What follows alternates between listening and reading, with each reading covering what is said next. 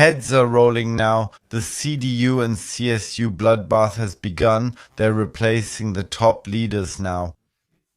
Although Söder is one of the 5 most popular politicians in Germany, he absolutely has to go. And the news ticker is absolutely on fire. They want to get rid of the entire leadership of the CDU and CSU as quickly as possible. Have you actually seen these election polls? They have political dynamite right in the middle of the CDU, and we're going to take a look at that today. And if you want to support this channel, I would really appreciate a like and a subscription. Roll the clip. I only know one thing. The specialists who were at work there did the CDU, CSU bloc, especially the CDU, no favors. Can we briefly talk about Seehofer and at the same time about Manfred Weber, who are currently not trying to overthrow the Chancellor, but rather to overthrow Markus Söder, because there is fear that suddenly the CSU could lose some seats in the Bundestag, not the direct constituency seats, but just some seats, because that's the CSU. As of this morning, roughly, yes, they've slipped below the 5% threshold, and why are these polls actually being withheld? Apart from the question, how is that even supposed to work in practice? With what? With what kind of momentum can a chancellor go into the upcoming election campaigns in Saxony-Anhalt, in Berlin, and in Mecklenburg-Vorpommern when his own party is turning on him? And that's exactly my cue, the effort to bring him down. Markus Söder is under attack right now, especially by Seehofer, who is making serious damaging accusations against federal politics. He says the 42% in Saxony-Anhalt are solely due to Berlin because, among other things, they didn't stop Bärbel Bass. He actually had a conversation with Gregor Gysi yesterday. At the same time, Manfred Weber just made a clear statement from the European Parliament. Markus Söder has to go, together with Friedrich Merz. These two people are destroying this country, and what's urgently needed again is calm. And specifically, calm for the public and above all, calm within their own party. If you don't do that, both of them warn that 42% figure is no longer limited to Saxony-Anhalt, although we're still waiting for a new poll here. But it seems that, just like the Bavarian poll, this one is also being held back for tactical reasons at the moment, I'll just say. Take a quick look at this graphic, and we should all ask ourselves, who has an interest in these graphics being held back? I can understand that point of view given the poll numbers. It's a problem the country is facing, and many people in the country feel the same way. There's an impression that the Chancellor is a bit overwhelmed. What Friedrich Merz needs now is a boost. I would say that what we urgently need is a new Chancellor and a lot of new state premiers. But what we are seeing and getting is something completely different. It's something that Germans simply won't put up with anymore. And I know one thing, if the union is split and citizens here see for the first time that the union isn't much stronger than the SPD, then that would cause the union to crash to the ground. And I really mean crash to the ground, because now suddenly a lot of Germans are seeing how much value 15.5% of all voters in Bavaria actually have. And if they're suddenly not allowed to play along anymore, then I think the topic of the firewall will be completely redefined here. And of course, the CSU is still extremely lucky. They will win a lot of district seats. The only question is, and Seehofer made this very clear again yesterday, how much longer will that be the case? How long will this political system be able to survive if, in the future, we have to expect 42% for the AfD everywhere? And at the same time, when will it come to the point that there will be an absolute majority for the AfD in Germany, because the majorities that want a right-wing conservative policy here in Germany, they are there. That was the main message from Seehofer yesterday, and of course Manfred Weber also responded to that very clearly. And with his statement that right-wing conservative politics must be pursued again.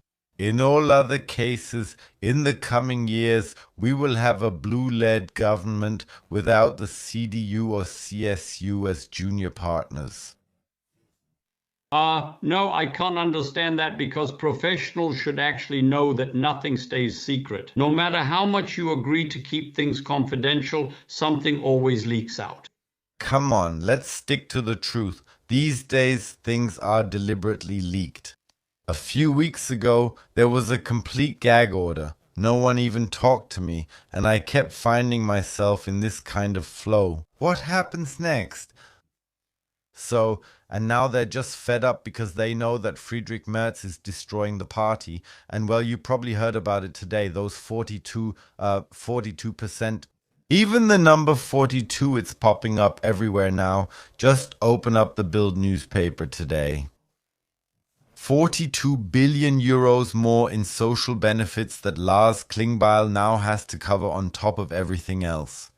This system has collapsed, and everything this government is trying to do right now is to keep silent about it. Nothing should get out, and the citizens shouldn't be worried if possible. Faced with this situation, there are some party officials inside who say, hey, we can't play this game anymore. And if the information is leaked to me, then it's also being leaked to others.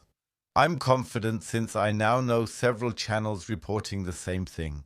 And I know who is leaking this information, and it's not just happening by chance, but as part of a calculated plan. And by now, I could already say that today I'm reporting on what the news will know tomorrow and what others will never report.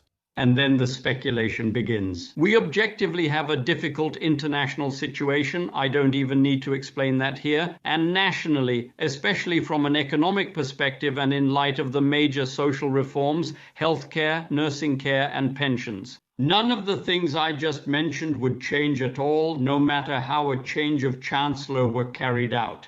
Actually, it would change. Yes, it really would happen, because maybe the next one would simply have the guts to do it, to kick out these social democrats, and above all, to cut back on the social benefits that are eating up this country, together with the interest payments. I'm happy to repeat what our chancellor said: we have a spending problem, not a revenue problem. Other countries in Europe can grow, but we can't. We have serious problems, and what if these problems aren't addressed structurally? And the chancellors, vice-chancellors, and I was about to say brown bars, no, the bars that talk about brown people here in Germany constantly give such absurd speeches. Then that's psychological poison for the people out there who lose all hope. And the only thing... What gives people hope at the moment is that this chancellor simply disappears and ideally takes the two-party henchmen from the SPD and CDU with him. To bring calm in here, to get back into calm waters where we can all breathe again. And maybe, yes, that would mean a complete crash for the CDU if Hendrik West takes over for the last 2 years now. However, this chancellor is politically finished. I don't like West, but that would probably just give people here a chance to catch their breath and at least let them focus on something other than politics for 2 or 3 months. Because that's omnipresent in Germany right now. We're going from one election cycle to the next and constantly have to motivate people to vote. And to be honest, I'd also prefer to make other videos again, but it's practically impossible. Every day there's another horror and shocking news coming out of Berlin, which I have to report on, telling you that you'll soon have the chance. Please go vote. And only if we manage to get more and more people on our side, and that's exactly why I'm doing what I do. Can we eventually stop these old parties that have destroyed this country because they've governed it into the ground and maybe start something new? And what exactly is the AfD supposed to destroy that the CDU and SPD haven't already managed to? No one can seriously believe that things will get better for the Union if we now start undermining our own party leader, our own chancellor, and put them on probation.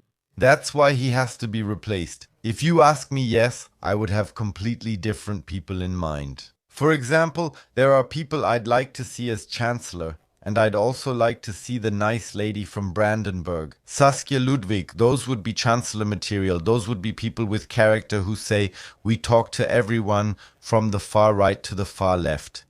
It doesn't have to be a coalition, it just has to be that we talk to each other. But if you were to replace this chancellor, the German people would have hope again. Why? Because history has shown it. People always give someone new this initial goodwill, and that's exactly what we need here. And he has to act immediately, really immediately, and stop at nothing, push through all the reforms, come what may. And if he's politically finished afterwards, then he has a problem. That's just how it is. But people simply need clear boundaries. They need to know. People need predictability in Germany, and that's not the case.